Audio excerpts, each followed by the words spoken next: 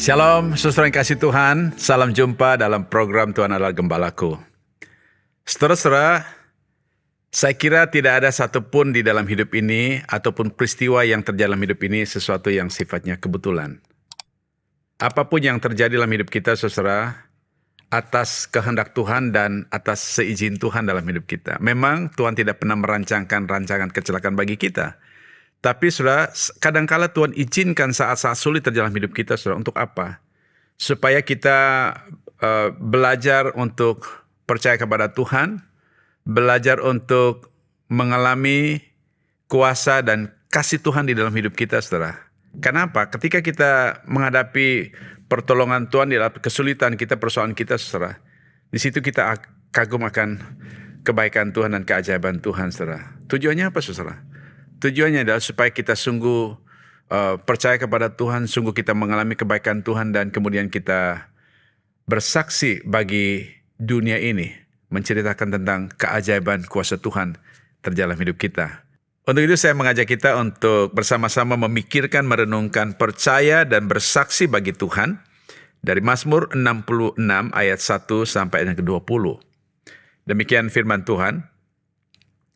Untuk pemimpin biduan, nyanyian Mazmur. Bersorak-sorailah bagi Allah, hai seluruh bumi, mazmurkanlah kemuliaan namanya, muliakanlah dia dengan puji-pujian. Katakanlah kepada Allah, betapa dahsyatnya segala pekerjaanmu oleh sebab kekuatanmu yang besar, musuhmu tunduk menjilat kepadamu. Seluruh bumi sujud menyembah kepadamu dan bermazmur bagimu, mazmurkan namamu. Pergilah dan lihatlah pekerjaan Allah. Ia dahsyat dalam perbuatannya terhadap manusia. Ia mengubah laut menjadi tanah kering, dan orang-orang itu berjalan kaki menyeberangi sungai. Oleh sebab itu kita bersuka cita karena Dia yang memerintah dengan perkasa untuk selama-lamanya, yang matanya mengawasi bangsa-bangsa. Pemberontak-pemberontak tidak dapat meninggikan diri. Pujilah Allah kami, hai bangsa-bangsa, dan perdengarkanlah puji-pujian kepadanya. Ia mempertahankan jiwa kami di dalam hidup dan tidak membiarkan kaki kami goyah. Sebab Engkau telah menguji kami, ya Allah, telah memurnikan kami seperti orang memurnikan perak. Engkau telah membawa kami ke dalam jaring, mengenakan beban pada pinggang kami. Engkau telah membiarkan orang-orang melintasi kepala kami. Kami telah menempuh api dan air, tetapi Engkau telah mengeluarkan kami sehingga bebas. Aku akan masuk ke dalam rumah-Mu dengan membawa korban-korban bakaran. Aku akan membayar kepadamu nasarku yang telah diucapkan bibirku dan dikatakan mulutku pada waktu aku susah. Korban-korban bakaran dari binatang gemuk akan kupersembahkan kepadamu. Dengan asap korban dari domba-domba jantan, aku akan menyediakan lembu-lembu dan kambing-kambing jantan. Marilah, dengarlah, hai kamu sekalian yang takut akan Allah. Aku hendak menceritakan apa yang dilakukannya terhadap diriku. Kepadanya aku telah berseru dengan mulutku, kini dengan lidahku aku menyanyikan pujian. Seandainya ada niat jahat dalam hatiku, tentulah Tuhan tidak mau mendengar. Sesungguhnya Allah telah mendengar, Ia telah memperhatikan doa yang kuucapkan.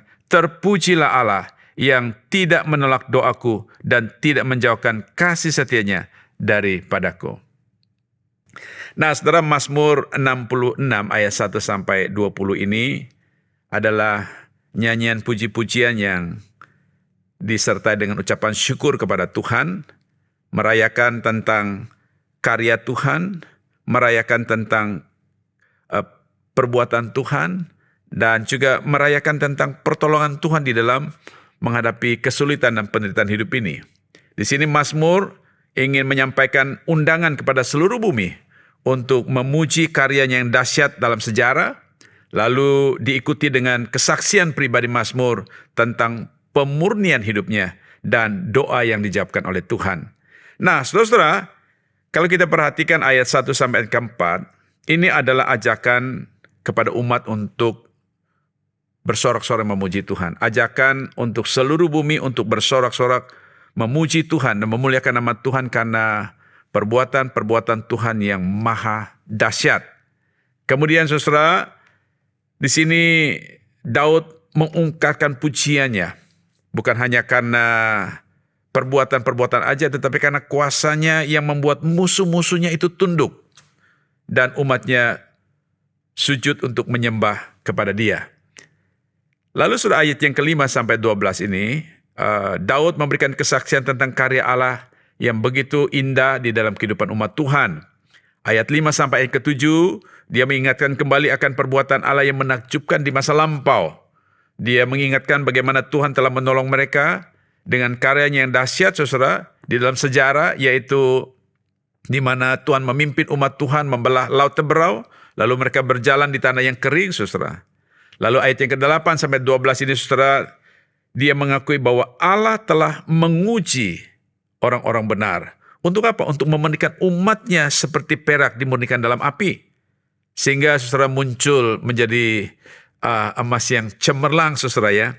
Dan kemudian sebelumnya dia akhiri bahwa ketika keluar dari perapian itu menuju tempat yang begitu indah, saudara.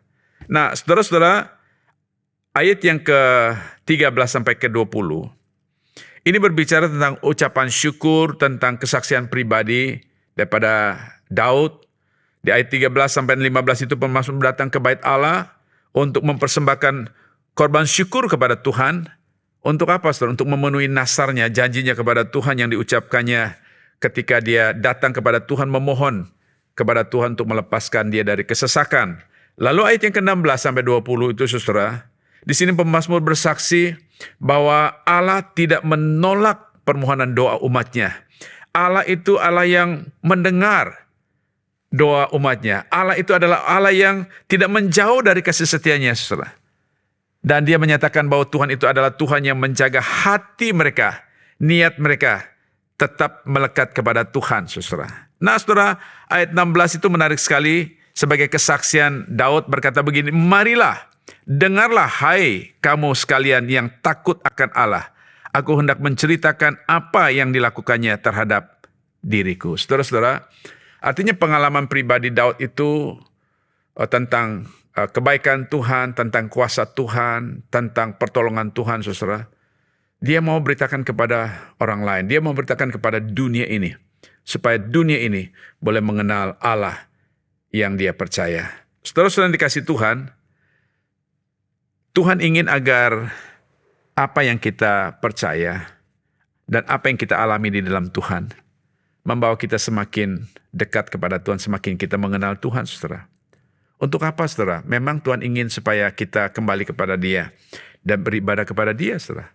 Nah, ketika kita mengalami pengalaman-pengalaman yang indah bersama dengan Tuhan, mengalami kuasa Tuhan dalam hidup kita, saudara. Lalu, saudara, tidak hanya kita mengalaminya, tetapi Tuhan ingin kita menyaksikan tentang kebaikan Tuhan. Kita menceritakan tentang keajaiban Tuhan. Kita mau bersaksi bagi dunia, supaya melalui pengalaman hidup kita bersama dengan Tuhan, dunia boleh mengenal siapa Tuhan kita, dan tentu mengenal Tuhan kita di dalam Yesus Kristus. Saudara, Tuhan memanggil engkau dan saya menjadi saksi Kristus. Baik menjadi saksinya secara langsung atau tidak langsung, baik secara verbal atau tidak verbal, artinya dengan kata-kata kita ataupun dengan tindakan perbuatan kita, baik itu dalam lingkungan keluargamu, atau di dalam lingkungan pergaulanmu, bahkan di dalam lingkungan dunia profesi, saudara. Saudara, kenapa kita ada di sana? Tujuannya satu, supaya kita menjadi saksi Kristus atau menjadi saksi-saksi Kristus di tengah-tengah dunia ini dan orang boleh mengenal Kristus melalui kehidupan kita. Mari kita jadi saksi Kristus di tengah dunia, saudara. Kita berdoa. Bapa di surga, terima kasih buat firman-Mu yang terus menguatkan kami. Terima kasih buat berkat firman Tuhan kepada kami. Dan Tuhan, jika selama ini hidup kami tidak menjadi saksi yang baik bagi dunia, ampunilah kami ya Tuhan. Dan tolong kami, dimanapun kami ada, kami rindu hidup kami menjadi saksi bagi Kristus. Jadikanlah hari ini menjadi hari yang penuh berkat bagi kami sekalian. Untuk puji-pujian hormat bagi nama-Mu. Dalam nama Tuhan Yesus Kristus kami berdoa. Haleluya. Amin.